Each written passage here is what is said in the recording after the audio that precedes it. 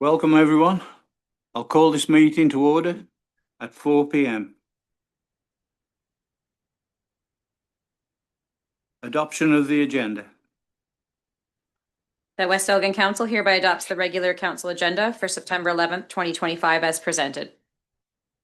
Could I have a mover, please? Deputy Mayor Tellier, seconded. Councillor Sousa, all in favour? That's carried. Disclosure of any pecuniary interest and general nature thereof. Seeing none. We go to 4, public meeting, zoning amendment D-14, 6-2025. That West Elgin Council hereby proceed into a public meeting pursuant to the Planning Act. Mover, please.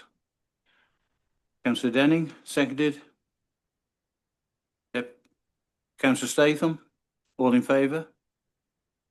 Carried. Thank you. And we go to 4.1, a planning report. Robert Brown, planner, it's over to you. Thank you. Thank you, Mr. Mayor. Good afternoon to everyone else in the gallery and around council table.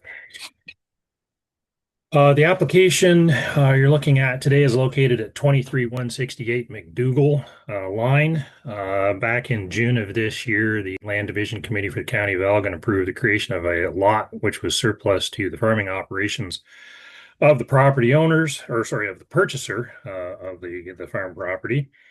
As such, that was approved as a qualifying surplus dwelling with the condition that the farm property itself be rezoned to prohibit future residential uses. It will still continue to permit agricultural uses, just not residential ones, and that the farm lot that was severed off is rezoned to a restricted agricultural zone, which recognizes its now non-farm use.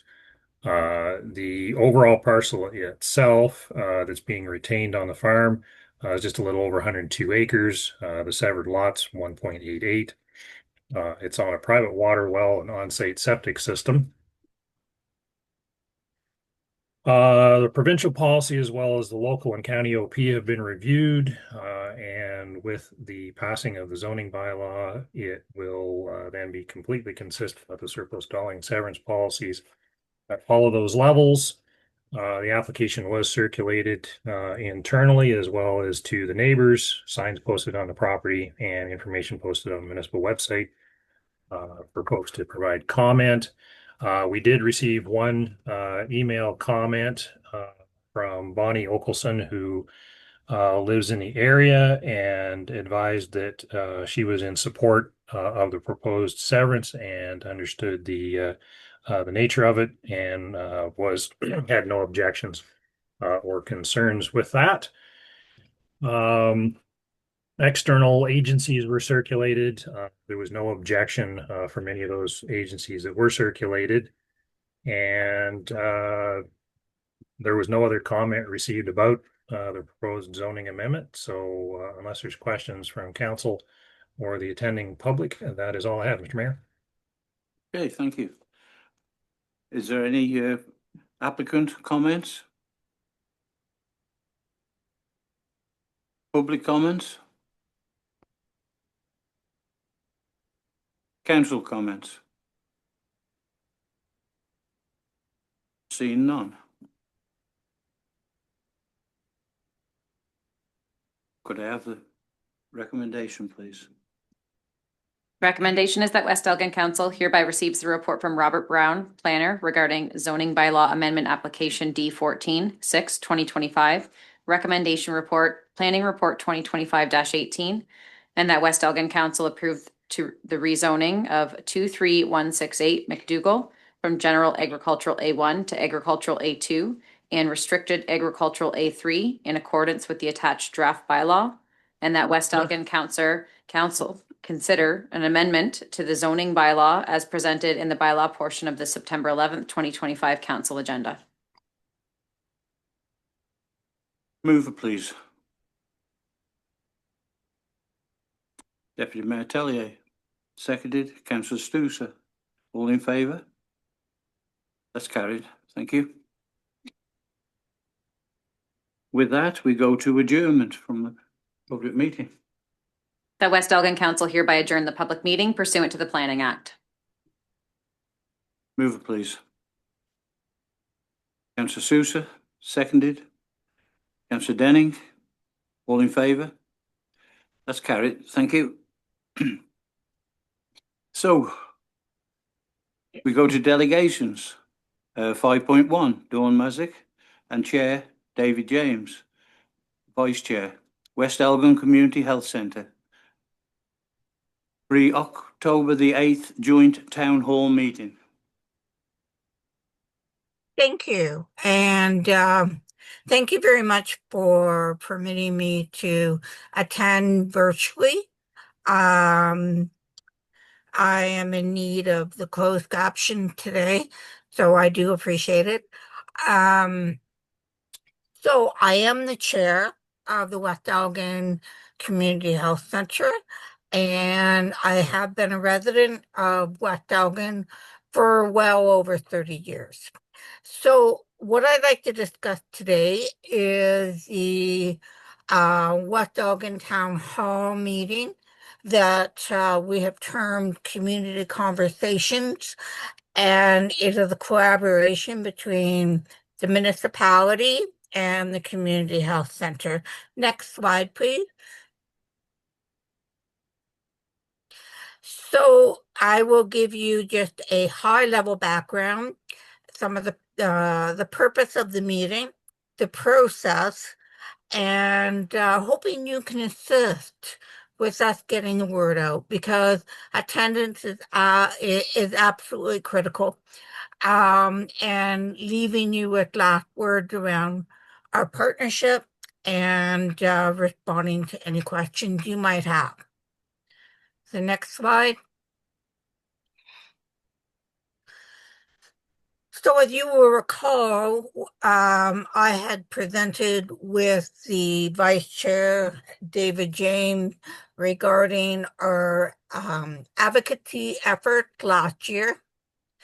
And it was really to address not only wage parity, but our concerns around our declining human resources as a result.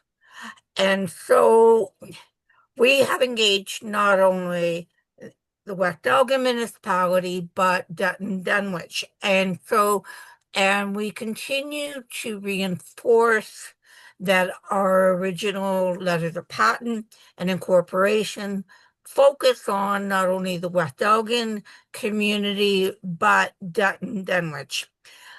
Having been the original social worker 30 plus years ago, I can attest to this and say that deviations to the catchment area have occurred, unfortunately, and under the board, we have now redirected and are now focusing on the local needs. So I hope that is of comfort. And so one of the things that we did do was last year, we focused on the fall fairs, and we really wanted to let people know the level of the wage disparities. And we obtained 800 signatures, and from that, we submitted that to our local MPP, as well as presenting to County Council, which took our feedback to AMHO and did present forward to the Minister of Health. Locally, we know that we have lost a long-standing, well-respected physician, Dr. Gregor, to retirement, and well-deserved by all means.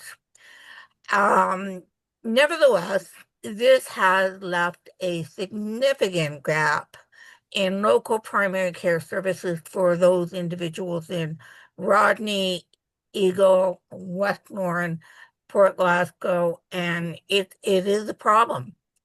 Next slide, please. So in response, we do need to step to the plate and engage in some community engagement. This would be consistent with our strategic aims, both the community health center and the municipalities, not just West Elgin, but also Dutton Dunwich, and is consistent with our need to raise awareness of local needs and to hear what the priorities are from our constituents. So a town hall forum provides us with that venue of looking at what are the top of the mind issues and concerns of our citizens. Now, in planning this, we did look at the social determinants of health. So if you look at health just from one lens, you're forgetting so many other aspects, such as transportation. How are people going to access health? What are the specific needs or concerns of parents regarding children and youth? And what are the specific needs around older adults? We know that we have a significant proportion of individuals over the age of 55, and our farm families and older adults deserve that specific attention. So if we create that foundation of being able to speak to different topics that are meaningful to our residents, we will likely accomplish our endeavors. Next slide, please. So we are proposing that on October 8th, in collaboration with the municipality of West Elgin, we would have tables specific to health, older adults, and I need to clarify that term for people because the first time I heard it, I was a little taken back because it is a provincial government term, and it means individuals over the age of 55. I didn't at the time agree with that, but that is the way it is. So we have older adults, children and youth, and that's really geared toward our parents. I have spoken with my counterpart and colleague, Larry Snyder, and he has recommended that we extend an invite to representatives from Student Council and the Athletic Association of both St. Joe's and West Elgin Secondary, which I think is appropriate. Food security is an issue, and we all know it. It's always been an issue, and I don't think it's well coordinated, but I do think that it is something that we need to talk about. The other aspect is housing. And people would say, why is health involved in housing? Well, let me tell you, the community health center is one of the only centers in Ontario that has specific funding for assisted living for seniors and people with disabilities, and as of last year was designated as an active seniors living center. So what that does is it adds additional funding to our program base, but it provides us with the ability to better service our seniors and a foundation if we wanted to jump off of in partnership with the municipality for additional housing. And this is supportive housing. So the community health center has funding and has staff, personal support workers, and program staff. Without those critical individuals, we would not have any services. We would not have a program. Mental health and addictions, which is always an issue. And I have deliberately separated it from health because from experience, I have had a number of community engagements over the years where health was expressed broadly and then it was absorbed by the participants with their concerns around mental health and addiction. So it's better to separate. From a collaborative meeting earlier this week with the Dutton Dunwich Mayor and CAO and our mayor in West Elgin and Robin, it was determined that we needed to expand our tables to include transportation. And it is very, very accurate because if you cannot travel to a physician or nurse practitioner, then there's a problem. So we envision that that there may be more tables. So there may be 3 tables around health, maybe a couple around food security. We're not really sure what is going to happen. So, as you probably know, when you ask for registration, you may not end up with the number of people that are actually going to show up. And I'll leave it at that. We hope to have just one facilitator, and that would be our board members, and one scribe per table.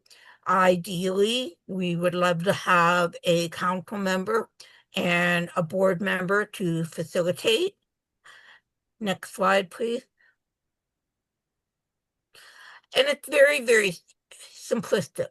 So from doing a number of group engagements over the years, the ideal size is 7 to 9.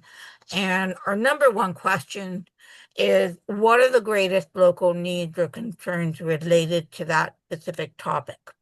We would ask the participants to respond on the sticky notes, and our scribe would assist by identifying the specific 3 key themes, as well as validating, are these the themes or the highest priorities?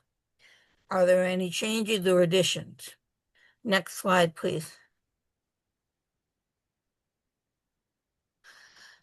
So getting the word out, this is critical. And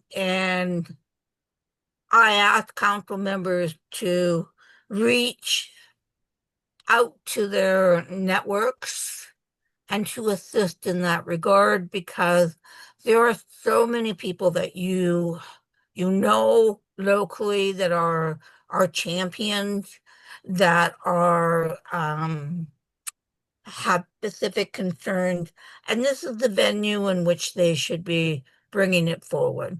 So I'm in the process of finalizing the flyers, excuse me, and posters with the West Elgin Community Health Center.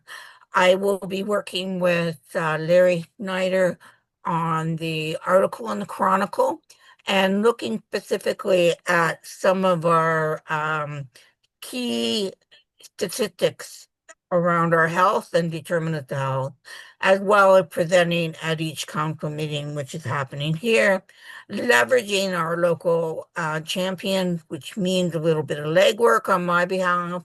And we would ask the municipal websites to also post this information. We could do a survey, and social media is being handled by Larry Snyder, as well as engaging our local food establishment to support the refreshment side of the event. Next slide. And so in closure, really this is about partnership. And in the past, I am aware that prior to my involvement with the board, there have been attempts at engaging the community that have not necessarily been totally successful. And I hope that we can turn that page, because I truly believe that the insight that we will gather from this type of partnership will give us a deeper understanding of what is the community needs, and it will also communicate back to them that we are listening and we are concerned and we want to address it in one way or another. Thank you.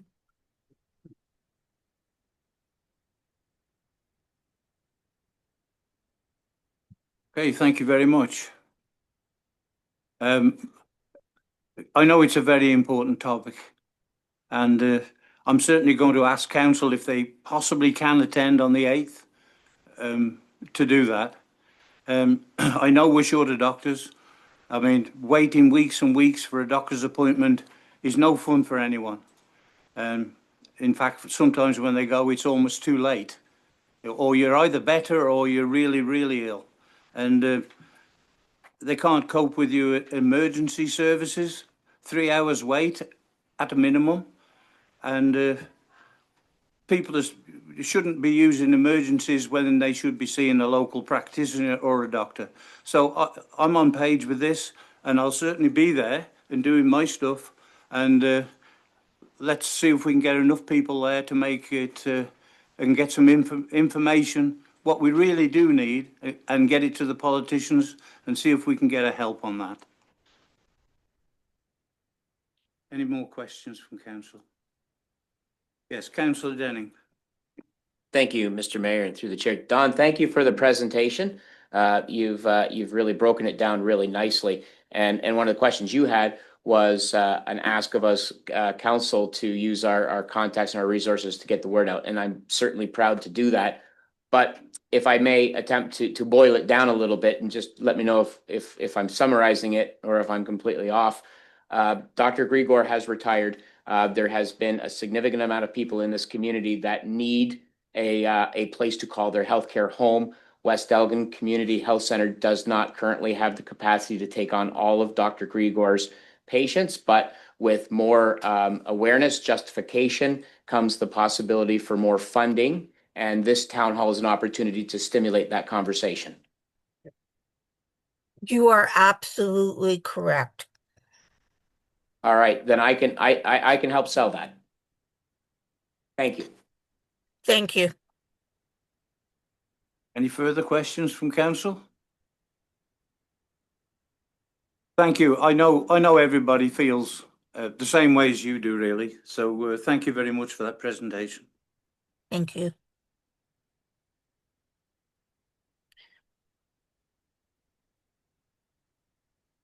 So with that, we move on. And we've got Andriy Kolovatsky. Could you please come up? And you could go right on the end there. Yeah.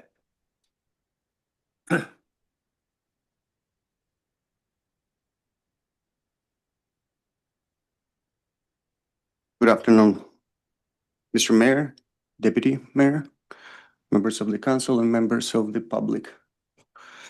Thank you for allowing me to exercise the right of freedom of expression. We must use our rights, because anything we don't use, we're going to lose sooner or later, right? And I encourage all the public also use this opportunity for the delegation for different topics, not through the social media, but official way through the council meetings. I should begin with the brief note. I apologize for the vague formulation of the topic of my delegation request. I did not want to reveal all details beforehand and come up with this kind of formulation. My intent was to give council the chance to hear the full context during today's presentation. I also want to thank our CEO, Ms. Robin Greenall, for being proactive and for her effort to schedule a meeting to discuss these matters further. Today, I intended initially to bring forward on one subject only, the need to update our purchasing policy and procedure. I have a copy for the council so you can follow.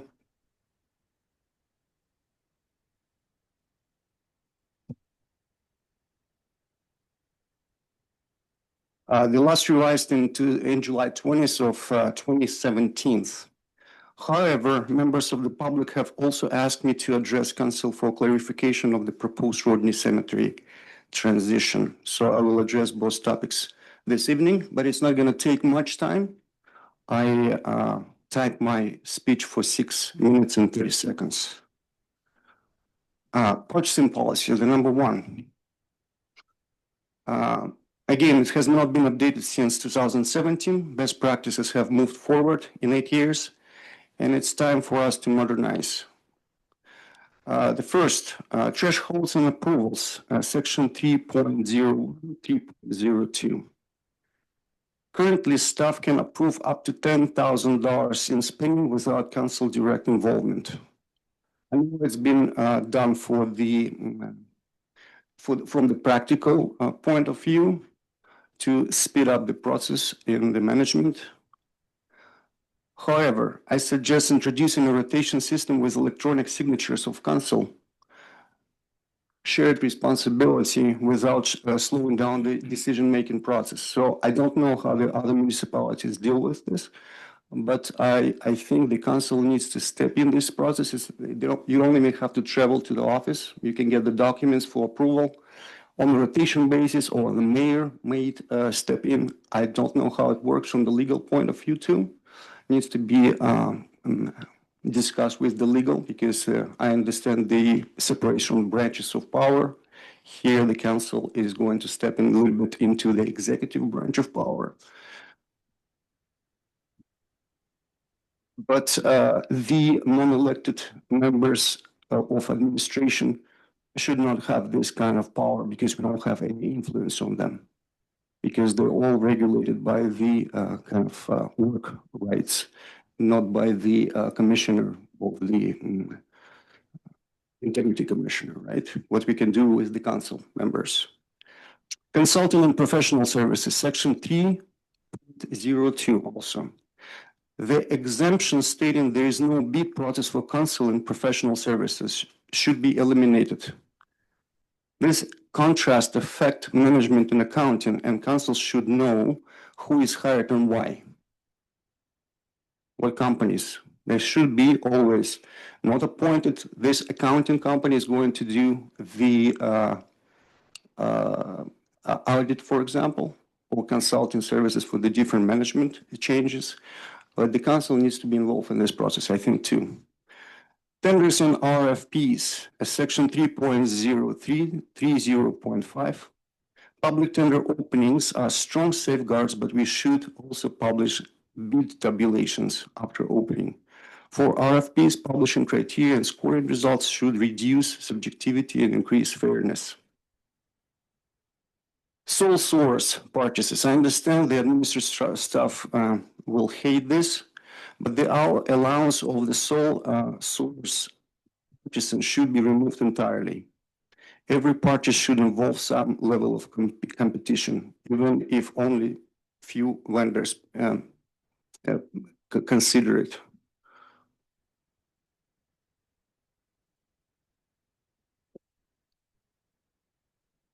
And then there is not going to be any rumors in the community that the administrative staff purchased 5 picnic tables for $5,000 or so. Safeguards.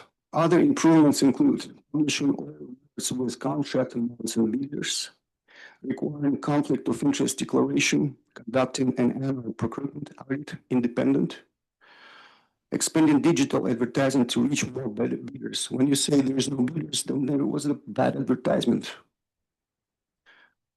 The straightforward, inexpensive updates that will increase fairness, transparency, and trust of the community. The part 2, the cemetery transition. And I just want to repeat myself. Members of the public have specifically asked me to also speak to the proposed cemetery deal and provide clarification. The Rodney Cemetery, founded in 1895, has been maintained for generation for trustee and volunteers. We need to stop conversation. Yeah, get back on the issues that you came here for, please. And the cemetery isn't part of that delegation. I just want to repeat myself. Thank you for the opportunity to experience the freedom of information, which is guaranteed by the Charter of Rights. No any procedural court can overcome the Charter of Rights. So I'm sorry, I'll proceed. Well, I don't, no, you've put that forward. Instead, you should say what you're going to say prior, and then you stick to it. And now you drifted straight off, but you give yourself permission to do that. Do I need the permission to experience my Charter of Rights, freedom of expression?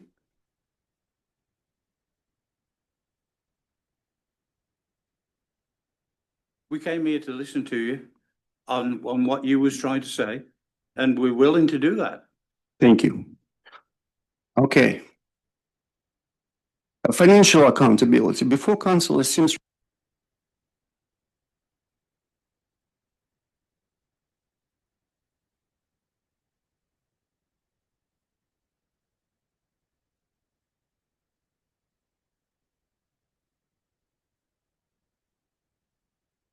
I'm sorry, Ryan. The procedural bylaw asks for delegations to announce what their topic is prior to coming. Each delegation has an opportunity to speak to a topic, and council is here to listen to the topic. But the procedural bylaw clearly says when delegates start to veer from that topic, then we do redirect them. And that's what the mayor was trying to ask you to speak to. We're aware that you're here to talk about the procedure. We understanding that you wanted to speak to accessibility, efficiency, and internal processes. And then you made a claim that you were here to speak about the purchasing policy. Is the conversation still going to remain on that topic?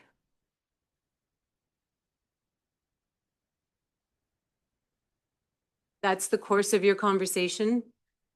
Mr. Mayor, Council, would you like him to continue on speaking to the topic? Council, for their opinion. As long as he stays on track, it doesn't. Carry on. all right, thank you. So even if I don't speak about the Rodney Cemetery transition, in both matters updating our purchasing policy and managing the cemetery transition, the principle is the same. Accountability before responsibility. By modernizing procurement process and demanding transparency in cemetery governance, West Elgin can protect taxpayers, strengthen public trust, and set a higher standard. My dream is to see West Elgin becomes not only one of the best managed municipalities in Ontario, but one of the best managed municipalities in Canada. And finally, I would note, I have prepared draft motions that reflects the recommendations, and I have shared tonight. If any member of the council agrees with my reasoning and wishes to proceed with action, right now or later, those drafts are available for consideration. Thank you for your attention. I can pass the motion drafts to you.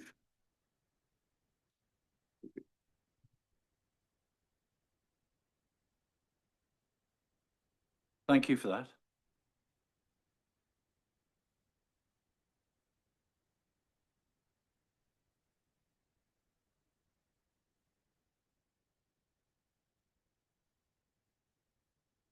This is immaterial.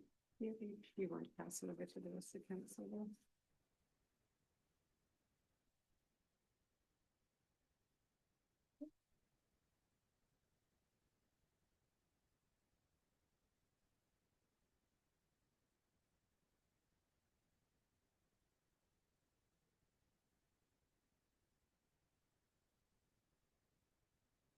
But we're going to We're going to just carry on.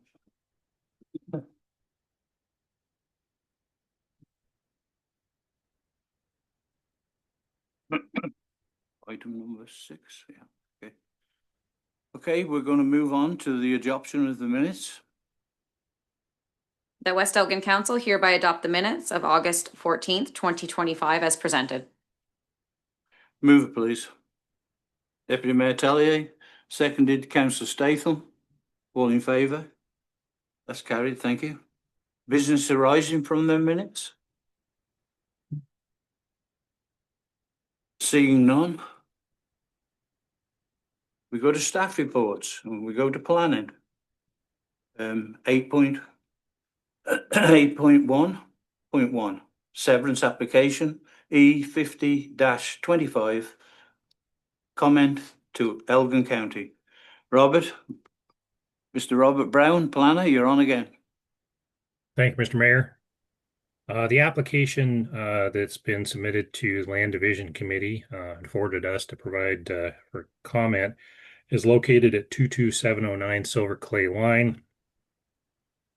The house on the property is considered surplus to the farming operation, hence the application. Services to the property are municipal water and private septic system. This is one of probably several homes throughout the community that are farm homes located throughout the community that are located some distance from the road, and hence the elongated shape, or we refer to them as flag-shaped or hammerhead lots. This configuration is done in an effort to minimize the loss of farmland, which is one of the goals of both of all policy, provincial, county, and local. So it encompasses the laneway leading back to the property, and then tries to square off around where the dwelling and any of the buildings that are being retained. There have been or will be some buildings removed and a small portion of lands being returned to farm use to help offset squaring off the lot in the one corner. That area will also provide supplementary space in the event that a septic system has to be replaced in the future. The lot has been assessed under provincial policy, county, and the local official plan, and does comply with the with those policies. The house was constructed in 1977, so it's well in excess of the 10-year-old requirement. Zoning, as you saw earlier this afternoon, will come back to council to prohibit new dwellings on the farm, as well as recognize a non-farm use of the lot itself that's being severed. There's no livestock that's remaining on the property. The severed parcel, as I mentioned, does include some productive farmland, but that's being offset by some that's being returned. So it satisfies the requirement of minimizing the size of the lot and minimizing any loss of farmland. There was livestock on the property, however, there hasn't been any for quite some time, and the remaining building that's on the property will be used for storage purposes only. Under the zoning that will eventually be on that lot does allow for some hobby forms of livestock, and that's laid out fairly clearly in the zoning bylaw. Should they choose to exercise that right in the future. The lot itself is just slightly over 2.5 acres, or 1 hectare in size. It will be necessary as part of the zoning bylaw to recognize the reduced frontage of the lot because of the unusual shape of it and distance from the road. The subject property is impacted by municipal drainage, so it will require drainage reapportionment. We do assign a new 911 number to the remnant farm parcel. And as I mentioned, the lot is severed by municipal or serviced by municipal water and private septic, and that septic will require inspection, sign off from building department. The county does all the external agency circulations and notifications, and the conditions that have been included with the report are typical and standard of what would be included with a surplus dwelling. So unless there's questions from the public or council, that is all I have, Mr. Mayor. Okay, any questions from the public? Questions from council? I'm seeing none on this one. The recommendation, please. The recommendation is that West Elgin Council hereby receives the report from Robert Brown, planner regarding severance application file E50-25, comments to Elgin County Planning Report 2025-17, and that West Elgin Council hereby recommend approval to the Land Division Committee of the County of Elgin for severance application file E50-25, subject to the lower tier municipality conditions in Appendix 1 of this report.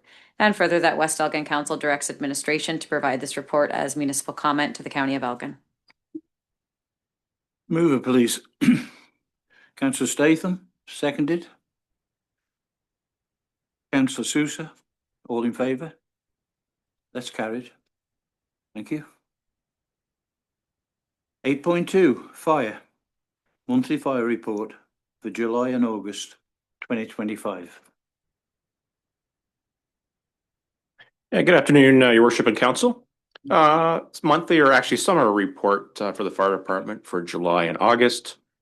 The crews of the firefighters are busy over the summer. Plenty of from pub ed, fire prevention activities that went on, along with obviously some community events as well. A couple other brief highlights.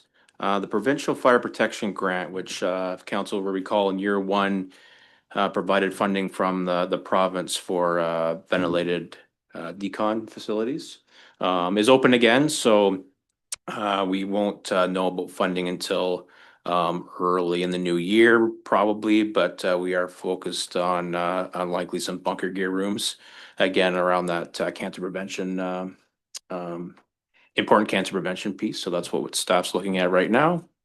And also just mention, and I believe, I apologize if it's not, I believe there's a letter from Mayor Henson Dutton Dunwich, just thanking the crews for their assistance with the mutual aid call at Kochak Fire there at the end of July. So it was an interesting, a great example of mutual aid, not just in the county, but within the province or southwestern Ontario, as West Elgin assisted in Dutton.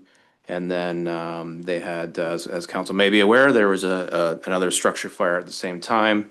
So there was actually a couple apparatus from Tommaville that they were able to clear from Dutton that went there, and Glencoe responded and arrived first to that fire. So as West Elgin did also attend, but anyways, a great example of how well mutual aid works within the province. So happy to answer any questions.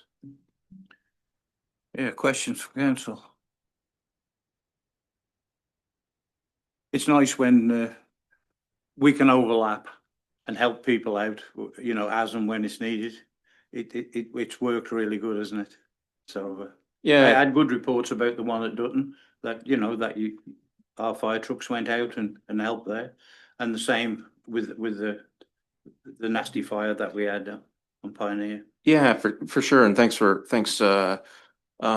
Worship for mentioning that, because we also had another a couple other mutual aid assists through the summer. So we had a crew from Dutton, Central Elgin's Aerial has been in West Elgin, along with Southold again. So yes, lots of mutual aid activity in the last few months. So thanks. Okay, thank you. Okay. Have a recommendation, if there's one, please, for that. The recommendation is that West Elgin Council hereby receives the monthly fire report for July and August 2025 from Jeff MacArthur, Fire Chief, for information purposes. Move it, please. Deputy Mayor Tellier, seconded. Councillor Statham, all in favour? That's carried. Thank you. Municipal drains, drain reapportionments, severance applications. And I think that's over to you, Madam Clerk. That is. Thank you, Mr. Mayor. So this report is brought to council today just as standard procedure. When there is severance applications and there's a municipal drain that runs through the property, a portion of the drain stays with the severed parcel and a portion of it goes with the retained parcel. Does any members of council have any questions regarding the report that was provided? It's a lengthy recommendation, so I'll start that the West Elgin Council hereby receives the report from Terry Toshchuk, Manager of Community Services, regarding Drain reapportionments due to severance of land pursuant to Section 65(2) of the Drainage Act, and that council hereby approve the following drainage reapportionment requests as presented. Number 1, Wilton Drain Number 2, application E6324, E64-24, and E65-24. Number 2, the Oxford Drain, application E44-24. Number 3, the Wismer Drain Number 2, open portion, application E35-24. Number 4, the Morden Drain, application E36-24. Number 5, Mills Drain, application E74-23. 6, Wismer Drain, application E41-23. Number 7, Government Drain Number 1 North, application E37-23, 5 separate reports. Number 8, McEachran Drain, application E35-23. Number 9, McCollum Branches of the McEachran Drain, application E35-23. Number 10, Lindenham Drain, application E15-23. Number 11, Lindenman Drain, application E14-23. Number 12, Morden Drain, application E12-23. Number 13, Drain Number 2, application E1-23. Number 14, Number 2 Drain, Johnson Culvert, application E1-23. 15, Hoy Drain, application E103-22. And number 16 is the Douglas Street Drain, application E72-22. Any further questions of council? Yes, councillor Denning. Through the chair, Madam Clerk, that was excellent. Although I might have been imagining, but I think number 1, Wilton Drain Number 2, there was 3 different numbers printed and you read 2. I think the last one, E65-24, was not read, and I don't know if that's a big deal or not, but I will make sure that that is on there. fantastic. Yeah, thank you. Okay, seeing no further questions. I'm going to ask for a mover and seconder, please. Councillor Denning, moved, seconded. Councillor Statham, all in favour? That's carried, thank you. So we go to 8.4.1. Sam Smith, West Lawn Wastewater Treatment Plant, second quarter. Hi, Sam. Good afternoon, Mr. Mayor, council, staff. As part of the operations report update, I just want to start off by introducing my new SOM, Senior Operations Manager, Mr. Daly. I want to start off by saying it's been an honor and a pleasure, and I'm proud to have served West Elgin and others as the Senior Operations Manager, managing the day-to-day aspects of the water and the wastewater. But I've been recently promoted to Regional Manager, and I'm happy to introduce Mr. Daly, who is I have the utmost confidence in, and I'm never going to go far.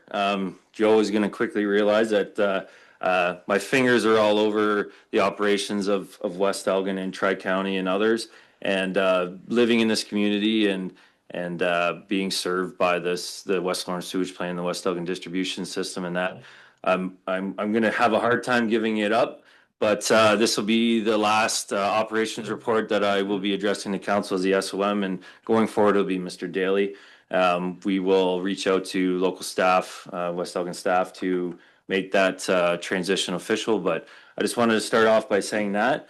So I'll dive into the West Lawrence Sewage report. And this is a Q2 report, but as I'm addressing you, this is the first time actually this year that we're here to present the operations report. So it's going to be Q1 and Q2, but this is officially the Q2 report. But I will be speaking on Q1 and Q2. So in the West Lawrence Sewage, in the first quarter, we had no compliance or exceeding issues to report. As you know, in the second quarter, a spill event was estimated to begin on May 18th. It is estimated that a total of 3,000 cubic meters of lagoon contacts were discharged as a result of the spill. Sample was obtained from the spill and analyzed for BOD5, suspended solids, total phosphorus, TKN and E. coli. Remediation of the berm was completed by the municipality on May 27th. materials brought to site to build up the repair and build up and repair the damaged section of the berm. As of 10 a.m. on May 27th, the contents of the lagoon had been contained, and an update was provided to SAC to report the completion of the repairs along with the final estimated volume that was deposited. So this was reported as a spill to spills action of the branch of the MECP. Operations staff of the West Lorne wastewater treatment plant continue to monitor the decant process to ensure the lagoon level is adequately maintained. I anticipate a question. So right now it's a dual lagoon, parallel lagoon. Both lagoons are down approximately a foot, well within the newly established operating parameters of the lagoon. We had no inspections in the first quarter or the second quarter. Lumped together in the 2 quarters, the average daily flow in 2020 so far in 2025 is 605 cubic meters. Oh, sorry, in 2025 it's 613 cubic meters. This is a slight increase, 1.3% when compared to 2024. That is the raw water flow, and that is currently 68% of the rated capacity of the West Lorne Lagoon, or West Lorne Sewage Plant. All raw water parameters are within range, as well as wastewater parameters. We have no non-compliances to report when it comes to effluent quality. There has been no health and safety issues identified in so far in 2025. As far as general maintenance goes, beyond our work management system that includes preventative maintenance, sampling, things like that, we have nothing to report in the first quarter beyond some issues with the local sanitary pumps at the plant that were quickly rebuilt and unclogged. We completed our annual inspections and calibration of the flow monitoring equipment. Again, on the 27th of May, West Elgin Municipal employees were on site to repair and build up the berm of the lagoon. We completed our backflow preventer maintenance and inspections. We did some repairs to a compressor, and to further kind of bookend the lagoon issue, we installed the new decant pump, or scum pump is the official name for it, on June 27th. As far as alarms go, there's nothing really reoccurring. A lot of power issues that are starting to now creep. As many as you may know, at the Tri-County Water Plant, there's significant issues with brownouts. They're starting to creep towards the sewage plant and into town. I don't think that comes as a surprise, as local residents of all your local residents. There has been some odd power issues in West Elgin. We're seeing that at the wastewater plant. But nothing wild. It's not near as often as Tri-County. But there's really no reoccurring issues or any alarms that would cause any concern. And then again, to bookend the lagoon issue, the lagoon spill was reported via Facebook on May 18th, and you can see the compliance summary for full details on that. Okay, thank you. You say the lagoons are about a foot down? Yeah, collectively, like both lagoons are foot down. So you essentially have like 2 feet of storage there now. Okay, so what do you expect if we had two days of torrential rain? We have you see like a half an inch of increase after like a very significant rainfall, and we have 24 inches across both lagoons. So a lot of that's getting into the sewerage then. Yeah, there is. We still have that issue, and West Elgin's not it's not abnormal. West Elgin is not the only one that has that issue.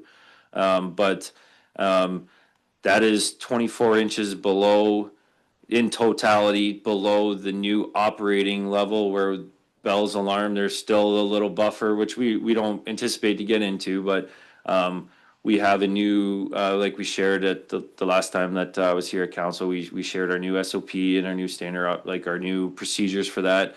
And so that number that I'm giving you is below the threshold, that the newly established threshold that we established. Yeah. Questions from council? Deputy Mayor Tellier. Thank you, and through the chair. Nice to meet you, Mr. Daly. Looking forward to working with you as well as the rest of the staff at continuation. Mr. Smith, so you mentioned, I'm going to continue with the lagoon thing. So the new parameters you said that we established, so those provincial standards or are those Aqua standards, the levels? Yeah, thank you through the chair. So when we had, there is design standards, like design built standards. These are not provincial standards. These are as built design standards when those lagoons were built. This is the level that you should operate into. This is the level that it overflows at. We, quickly realized that those numbers were not correct. So we, using our data from the spill and from historic numbers, we reestablished safeguards and new numbers for those procedures. So it's an internal SOP. It's really all we have. We can't go off of the old as-built or anything like that. But we, it was shared with the municipal staff and it was reviewed heavily. Obviously, we took it very seriously. So we have this new standard that each lagoon is about a foot below the new standard of, the alarms bell ringing. That's awesome. Thank you so much for all your due diligence. Thank you. Appreciate it. Thank you. Further questions of anyone? Yes. Councillor Sousa. Through you, Mr. Mayor. Just out of curiosity, is there some sort of sensor goes off if it reaches to a certain point, lagoon? Through the chair, no. In this particular lagoon, lagoon is not part of operations. It's there is no automation. It is strictly based on visual inspection, which we also re-standardize our protocols on the inspection. It's no longer just walking out to the cement outlet that is there to measure. It is a visual inspection of all the berms of the lagoon. That is all we have. There's no power out there. There's no way to have like a high level alarm or anything like that. It is strictly a visual manually read thing. Thank you, Sam. Yeah, no problem. Thank you. Further questions? Yes, Councillor Statham. Thank you very much, Mr. Mayor, and through the chair. Thanks, Sam, for that report. I really appreciate it. I just had a question. So in Ontario, any persons that are performing operational duties in a regulated drinking water system or wastewater facility have to maintain a valid operator certificate. And I just wondered, do all of the staff that are performing these operational duties have that certificate or license within your staff? Through the chair. So yes, all employees that are performing operational duties hold at least an operator in training. So when you're an operator in training, you must take direction from a licensed to fully licensed operator, which is level 1. As per regulation, an OIT is a regulated operator. They are allowed to perform duties as long as they are under the direction of a level 1, an operator in charge. Is that answering your question? Yeah, thanks, Sam. How many of your operators are trainees versus how many are licensed operators? Oh, you put me a bit on the spot through the chair. There's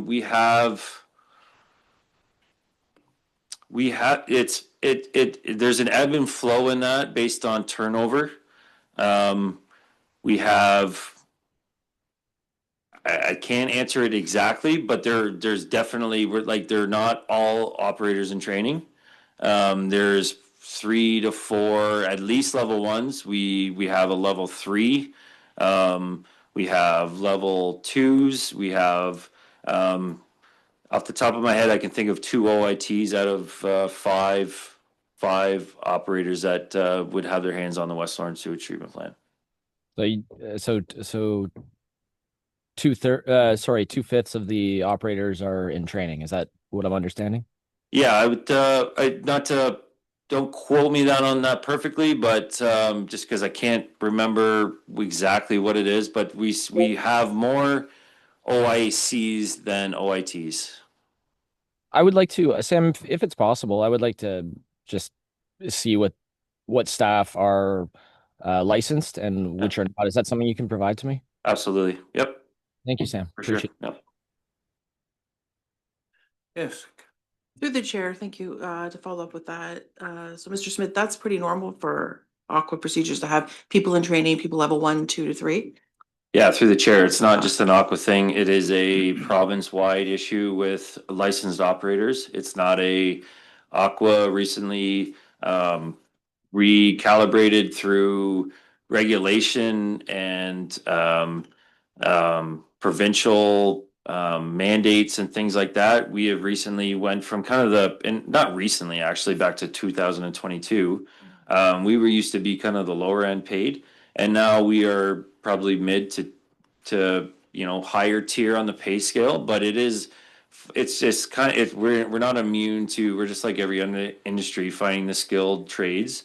We recruit very well. We pick and choose our operators with the highest of standards, as expected. But yes, there is always going to be people in training. No, 100% in every industry.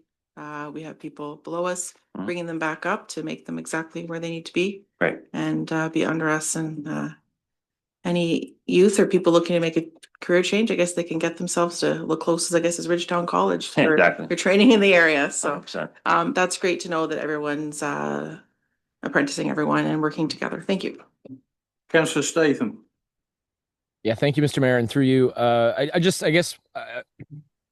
wanted to clarify what I was getting at. I just wanted to make sure that Aqua has enough certified employees or licensed employees to be able to supervise those in training. And it sounds like you do. And I just want to make sure that when you have any operational tasks being completed, that there's a certified person that is there to supervise those tasks. That's the point of my question.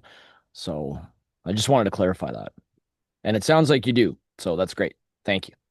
Yeah, just through the chair, I can that part, I may not be able to answer the percentage of who is an OIC and who's an OIT, but that I can guarantee you is Aqua. That is one of the benefits of Aqua, not to sit here and, toot Aqua's horn, but that is a benefit of Aqua, is that you will always have the oversight of a certified licensed operator. And it's not even just an Aqua toot of the Aqua horn, it's regulated. We have to have that. You have to log in the logbook that as an OIT, you have to log that you did it under direction of an OIC. So if you're not able to do that, then you will get pinched by the MECP. It's a regulated thing, and at the end of the day, you still have an ORO who oversees everything. The overall responsible operator oversees all of it. Okay, thank you. Further questions? Okay, could I have the recommendation there, please? The recommendation is that West Elgin Council hereby receive the West Lorne Wastewater Treatment Plant Operations Report, second quarter 2025, from Ontario Clean Water Agency, Southwest Region, Sam Smith, Senior Operations Manager, for information purposes. Okay, can I have a mover, please? Councillor Denning, seconded. Councillor Statham, all in favour? That's carried. Sam, if you'll carry on with the Rodney wastewater, please. Absolutely. Thank you, Chair. So the Rodney wastewater sewage plant, again, this is covering both quarters. So we've had no compliance issues in either quarter, no inspections. The average daily flow recorded at the wastewater treatment so far in 2025 is 391 meters cubes per day. The average daily in 2024 was 422. So this is down by 5.7%. We can attribute that to mainly that we were preparing for the upgrades at the Rodney sewage plant. So in 2024, we ran our decant and we ran that lagoon essentially dry to the point where we could no longer run our pump. So that went into 2025 as well. So that I would anticipate that the rated capacity would be a little different than that. But so that lagoon is bone dry. So that's why that number seems a little elevated. The lab results have all been good. Like I said, no compliance or exceedance issues. As far as health and safety, we completed the annual health and safety walkthroughs and there was no issues to report. We did start seeing Burnham excavating starting to come on site for the upgrades that are that are happening. They wanted to see the clarifier drain, so we have the ability to run the raw sewage directly to the lagoon, which is going to be advantageous when the upgrades really start rolling. So we did that. They've entered the tank. They've removed the alum tank. They're really starting to roll. So you'll see a couple references to Burnham on site. I won't go into all of them, but they are working there.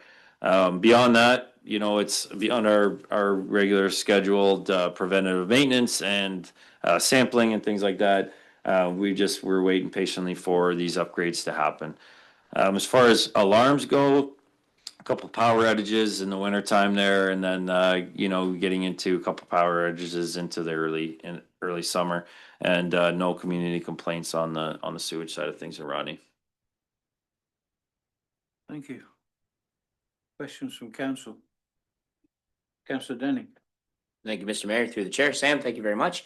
Can you just give us, more so for the folks who might be listening at home, a summary of what these improvements and enhancements of the Rodney Lagoon system represent to the regular taxpayer? Right, absolutely. Through the chair.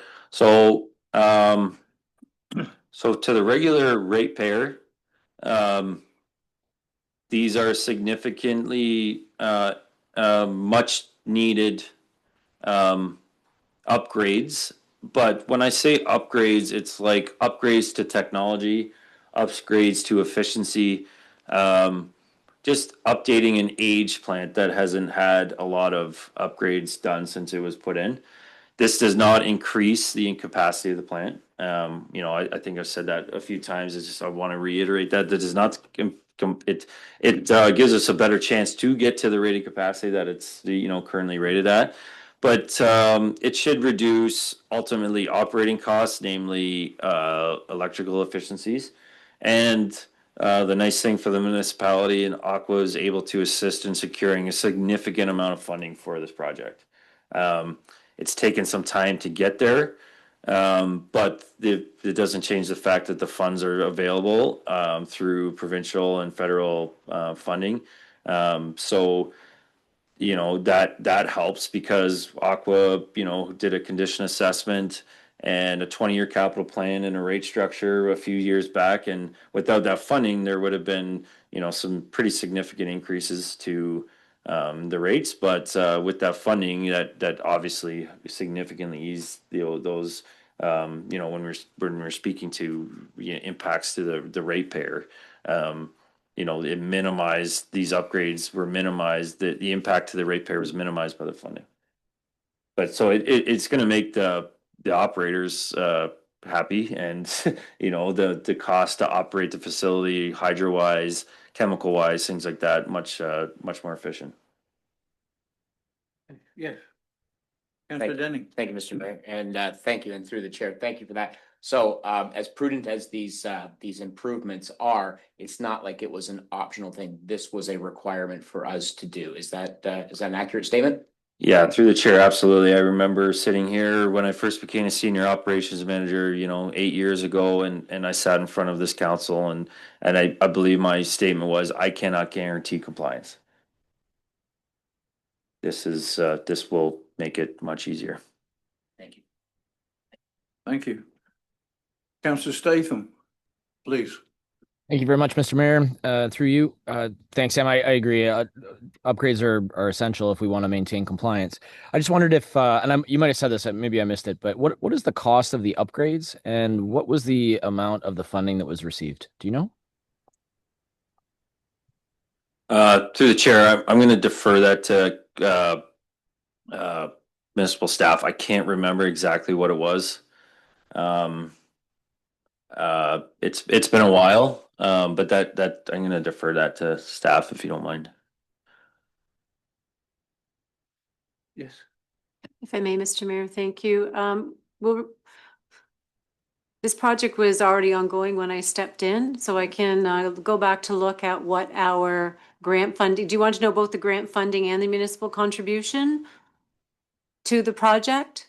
Yes, Robin, thanks. Okay, We just want to be able to compare those to see what the cost of the municipality is going to be versus what we received in terms of grant funding. So okay. We'll certainly make sure you have that information. thank you, Robin. Thank you. Further questions? Seeing none. Thank you. The recommendation is that West Elgin Council hereby receive the Rodney Wastewater Treatment Plant Operations Report, second quarter 2025 from Ontario Clean Water Agency, Southwest Region, Sam Smith, Senior Operations Manager, for information purposes only. Move it, please. Deputy Mayor Tellier. Seconded, Councillor Statham. All in favour? That's carried. Thank you. And we're going to 8.5, water. 8.5.1. Sam? Yeah, thank you, You're Mr. up Chair. again with the West Elgin distribution system. Second Yes. quarter. Yeah, so we had in the first quarter we had no non-compliance or adverse results. An AWQI was received on sample taken on June 16th for one total coliform, no E. coli. So it was resampled quickly upstream and downstream and at the source, and all came back with 0 total coliform and 0 E. coli. The first quarter we had our routine MECP inspection by the provincial officer. The inspection report was received with 1 non-compliance identified, and thus the system received a 98.92 inspection rating. So the 1 non-compliance was an operator in charge did not ensure that the records were maintained of all adjustments to the process with their responsibility. This is attributed to an error in the logbook entry where the duty OIC, the operator in charge, was identified, but they did not, when the operator in training made a logbook entry, they did not indicate that they had notified the operator in charge. So again, the operator in charge was identified, and there it was just a administration error entering it into the logbook. The corrective actions was some further training to the OITs to ensure that they are logging, not just deferring to the OIC, but also logging that it has happened. We had no QMS updates so far. As you can see in the performance assessment, all chlorine residuals, THM results, HA results were all within range. Annual workplace inspection was conducted on March 28th, and no corrective actions were found. As far as maintenance goes, we had a few main breaks, which is odd for this system, but one was made at the corner of Talbot and Highway 3 and Fernville Road. There was a check valve replaced at Pioneer Line and the en route. I know that sounds strange because that is Dutton Dunwich, but the water main is maintained by West Elgin to that point. We also assisted PVX construction for the installation of a water main and valve to the new development there. That's just north of Rodney at the old school grounds. So we were there for a couple days. And then we also had a water main repair on Gray Line due to the communication company hitting the water main. So we arrived on site, began digging and quickly repaired that. And then you'll see in the alarm section that we also had a water main break in Eagle, just west of Eagle on Talbot Line. And that was quickly repaired on a Saturday. So, and up to the end of the second quarter, we had no community complaints to the second quarter. Okay. Thank you very much. Any questions from council? Yeah. Councillor Susan. Through you, Mr. Mayor. Just Sam, I just wanted to bring up, I know several of my constituents were concerned about the Rodney water over a couple of days ago. Is that addressed?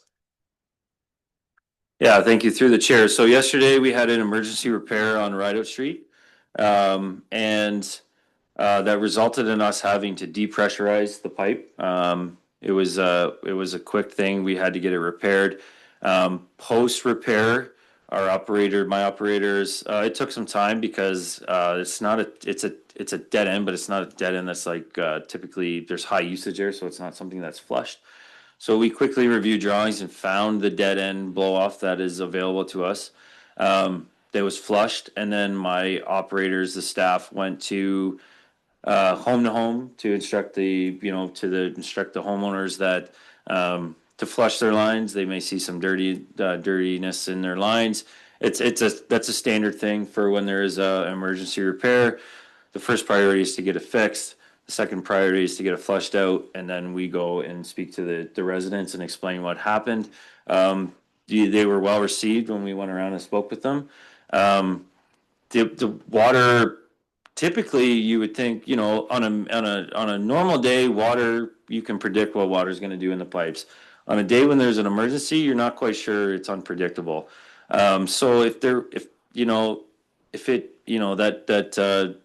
water that was discolored or whatever got out, we can only respond to the area that we're working in. I would encourage, the public in that to, if they have complaints, to contact the municipality or contact Aqua so that we can address it right away. Thank you. Yep. So the discoloration would be as and when you opened it back up again, and it moves the water faster than what it normally would. Yeah. So obviously it discolors. Correct. Right? Yeah. Yeah. The pipes have been in the ground for a long time, and when the water's, Yeah, there's a buildup. there's a buildup in that pipe that doesn't, normally get affected, but when you depressurize and then fill back up quickly, it's gonna, things are gonna get knocked off. So Yeah. that's typical in every pipe in the world. So It's a lot different than having a great big pile of soil fall in the pipe and then. that's Okay. when I say depressurized, we are required to maintain positive pressure, or it is reported much different. So, depressurized, but positive pressure still on the pipe. But it doesn't change the fact that it is depressurized. Yeah, okay, thank you. Questions from council, any more?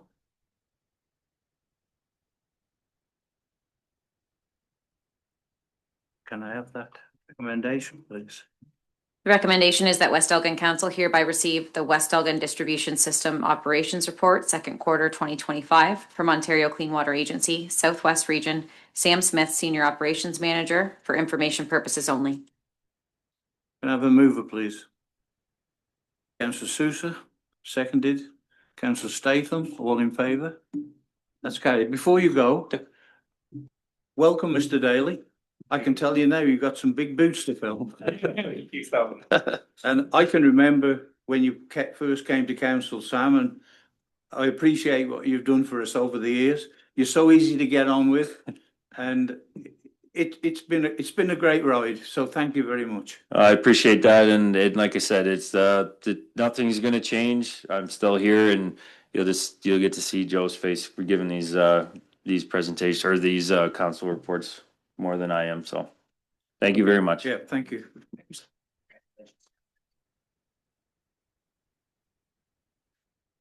We are now going to go to a 5 minutes break. Okay,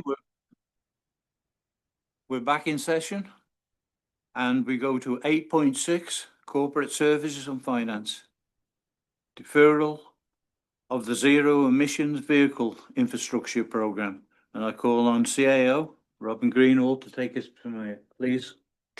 Thank you, Mr. Mayor, and through you, Council. As you remember, earlier this year, Council approved a grant, the Zero Emissions Vehicle Infrastructure Program, for the installation of a parking lot and charging stations here on Monroe Street in West Lorne. But during the budget process, Council asked us to relook at that program and if there was a possibility of deferral. And certainly we came back with the information that further grants could be explored in order to reduce the cost that could impact onto the levy. And we did put in an application for the Green Energy Plan grant. Unfortunately, we were not successful in this year receiving it. However, we applied in July, so guess not really a surprise, as those grants are very popular and the infill fills up quite quickly. But we did receive notification from the organization that we are working with, Charger Crew, that there are other grant possibilities. So from the Green Economy grant, we can also put our name back in for the 2026 season. Our name is on a waiting list for 2025. And again, there's the possibility we are waiting for the opening of the Charge On grant, which is the provincial grant, which could help to cover the cost up to 90%. And so these grants are stackable. And so understanding that there are still grants available and the funds that we have received from the zero emissions vehicle program is still open to us. I believe we have 18 months to utilize that. Recommendation for council is just to defer this project until we receive notification of future grants and to the 2026 budget. And any questions I can hopefully answer, Mr. Mayor. Okay, thank you. Any questions from council?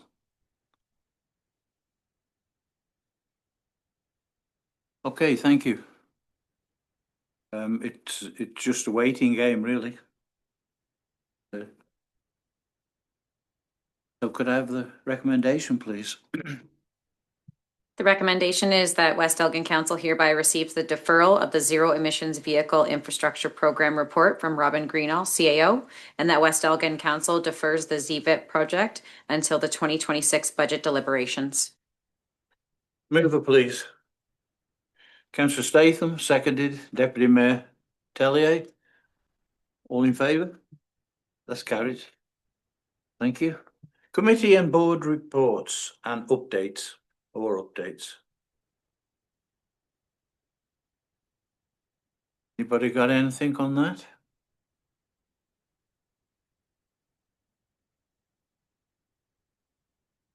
Seeing none, it's just that Heritage Homes is on the 22nd, so there's no report on that.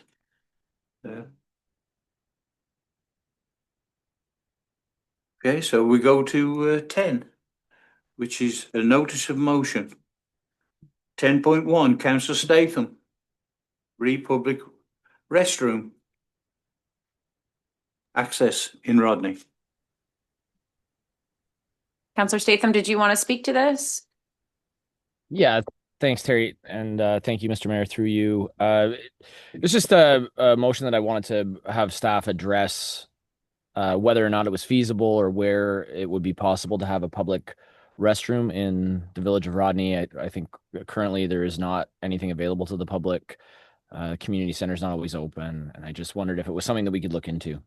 So not really a decision to be made, but just something that we can investigate and see if it's a possibility, bring it back to council and we can discuss it.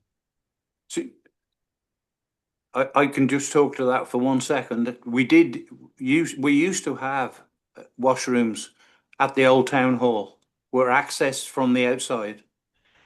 Unfortunately, we had that much vandalism, time after time after time, that it came that the doors were shut. And that's it. That's all I can say at the moment. That's really unfortunate. Yes, it is. So that's going to be read on September the 25th. Okay, council inquiries and announcements. Deputy Mayor Tellier. Thank you through the chair. So I had the Rodney Wool Shop contact me in regards to wondering about their new adjacent business. So there's a letter circulating, so hopefully we can speak to that at next council. Okay. The letter, will it go to council or how does that work? We can. I forwarded it to you, I believe. Yeah, I responded to that email, so maybe you and I can talk after the meeting and we'll go forward. Okay, that's perfect. Yeah. Thank you. What the concern was that as people are having a cigarette outside, the lady has textiles and it's absorbing the smells. So, well, thank you. Okay, anything else? Yes. Councillor Sousa. Thank you, Mr. Mayor. I just wanted to remind everybody the Rodney Fair is this weekend. Exciting event. Come on out, show your support. Enjoy the event. It's going to be great. Thank you. Yeah, well done. Councillor Denning. Thank you, Mr. Mayor. Maybe this might be a question for Robin or Dave. I had somebody inquire about, a business in Rodney inquire about the possibility of having a bench in front of their business. Do we still have like a bench program in place currently where people can apply? Okay, excellent. Then maybe if, Madam Clerk, if you wouldn't mind sending me an email with that form, and I'll help this business owner get it filled out. Thank you. Any further? I just have one thing to say. I received a letter this week, and it goes like this. On behalf of the Association of Municipal Managers, Clerks and Treasurers of Ontario, that's AMCTO, that's the acronym. I am extremely pleased to announce that Terry Toswick has successfully graduated from the association's diploma in municipal administration. Moreover, Terry has been inducted into AMCTO's academic honor roll, which recognizes academic higher achievers from AMCTO's diploma programs. We believe that this is a tremendous accomplishment and should be regarded with pride by your municipality. The diploma in the municipal administration is designed to provide an academic foundation specifically for the career development of Ontario's municipal professionals. Graduates of this diploma are informed professionals with a comprehensive understanding of the complex and rapid evolving municipality environment. They can immediately implement their knowledge and make a positive impact on any municipal corporation. To graduate from this diploma, Terry has successfully completed the following 4 programs: Municipal Administration Program, the Municipal Accounting and Finance Program, a Municipal Law Program, Employment Law and Human Resources Program.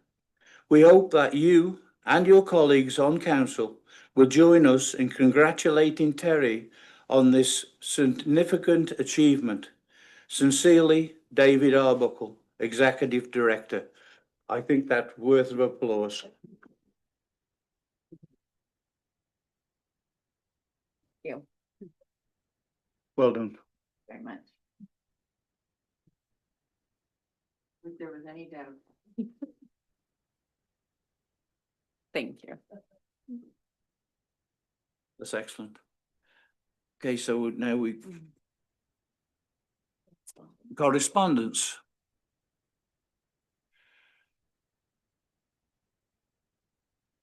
None. There's 4 items there. Oh, these, you're going to read those? There's a few items there. There's just a couple updates and then an invitation to an accessibility open house. Is there any items that council chooses to pull to discuss further? Seeing none, would you like me to read the recommendation? Yes, please. The recommendation is that West Elgin Council hereby receive and file all correspondence not otherwise dealt with. Move it, please. Deputy Mayor Tellery, seconded. Councillor Statham. All in favour? That's carried. Thank you. So we go straight to bylaws. Well, we had item number 13, which was items required. Oh, items required. Yep. Council considerations. There was nothing presented. There's none present? Yeah. No, presented. 14, bylaws. Bylaw 2025-47, committee and board appointment. The recommendation is that bylaw 2025-47, being a bylaw to appoint members to the various boards, committees, and authorities in the municipality of West Elgin, and repeal bylaw 2024-82, be read a first, second, third, and final time. Move it, please. Deputy Mayor Tellier, seconded. Councillor Sousa, all in favour? That's carried. 14.2, bylaw 2025-48, committee and adjustment appointment. The Committee of Adjustment appointment involves all of council, so that bylaw 2025-48 being a bylaw to constitute and appoint a Committee of Adjustment for the municipality of West Elgin, and repeal bylaw 2023-78 be read a first, second, third, and final time. Move it, please. Councillor Statham, seconded. Councillor Denning, all in favour? That's carried. 14.3, bylaw 2025-49, zoning amendment. That bylaw 2025-49 being a bylaw to amend the municipality of West Elgin comprehensive zoning bylaw number 2015-36 for property at 23168 McDougall Line be read a first, second, third, and final time. Move it, please. Deputy Mayor Tellier, seconded. Councillor Denning, all in favour? That's carried. 14.4, bylaw 2025-50, agreement. What was that? Did you vote? And with IntelliVote. Yeah. Yep. Or for alternative voting methods, 2026 municipal election. That bylaw 2025-50 being a bylaw to enter into an agreement with IntelliVote Systems, Inc. for voting by telephone and internet for the 2026 municipal elections be read a first, second, third, and final time. Move it, please. Councillor Denning, seconded. Deputy Mayor Tellier, all in favour? It's carried. Thank you. And from that, we go to 15. Nope, I've got that. Oh, you've got the amendment- other one to the go in. amendment to the bylaw, yeah. It's the bylaw 2025-41, which is the Dunborough Road Drain third reading only. That bylaw 2025-41 being a bylaw to provide for drainage works on the Dunborough Road Drain in the municipality of West Elgin be read a third and final time. A mover then, please. Councillor Statham, seconded. Councillor Sousa, all in favour? It's carried. Okay, that takes us to a closed session. That the Council of the Municipality of West Elgin hereby proceeds into closed session at 5:37 PM to discuss matters pursuant to the Municipal Act, Section 239. 2C, proposed disposition of land, Gray Line Road Allowance. 2K, a position, plan, procedure, criteria, or instruction to be applied to any negotiations carried on or to be carried on by or on behalf of the municipality, Port Glasgow Yacht Club. 2K, a position, plan, procedure, criteria, or instruction to be applied to any negotiations carried on or to be carried on by or on behalf of the municipality, Port Glasgow Trailer Park. And 2D, labor relations or employee negotiations, CAO contract. Hey, mover, please. Deputy Mayor Tellier, seconded. Councillor Sousa, all in favour? That's carried. Thank you. We report from closed session. Reporting from closed session at 6:54 PM. West Elgin Council received 4 items pursuant to the Municipal Act, Section 239-2, resulting in the following recommendations. Recommendation 1 is that West Elgin Council hereby receives the report from Robert Brown, planner, regarding a request to purchase a portion of the existing Gray Line Road allowance from Graham Road East to the easterly lot limit of 25473 Gray Line, roll number 3434000501980, and that council direct administration to begin the formal process to declare the portion of Gray Line identified in Figure 1 of this report as surplus. Okay, so we need a mover and seconder for Yes, it. please. A mover and a seconder for that. To bring it on the table.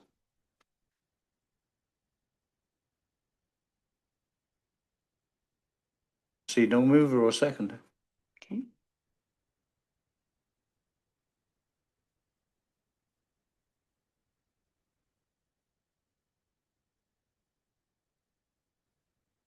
Got 2 papers. Recommendation number 2 is that West Elgin Council provided administrative direction to staff to proceed as necessary.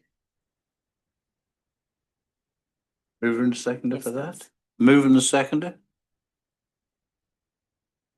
Councillor Statham, moved. Councillor Denning, seconded. Thank you.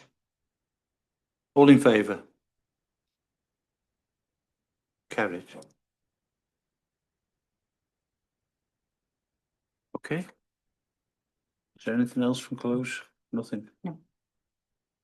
We go to 17.